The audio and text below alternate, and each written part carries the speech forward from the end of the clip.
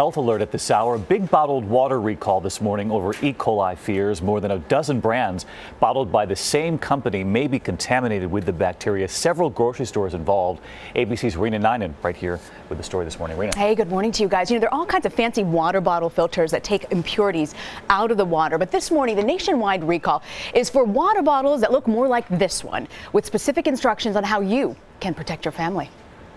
This morning, a multi-state recall in huge chains like 7-Eleven, Wegmans, and ShopRite. H2O bottled by Niagara Water now being pulled from shelves at 14 chain stores in almost a dozen states over fears of E. coli contamination.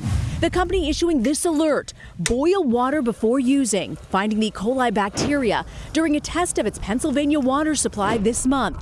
Niagara Water voluntarily pulling the bottles from stores because E. coli can cause things like nausea and severe cramping. It's especially dangerous for children and the elderly. One of the ways a company knows that their water is safe to drink is testing it for E. coli. If they find E. coli in there, there's something wrong with their process. It doesn't mean everyone who drinks water contaminated with E. coli will get sick.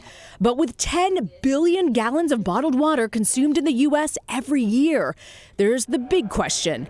How can you know if the water in the bottle you're reaching for is safe?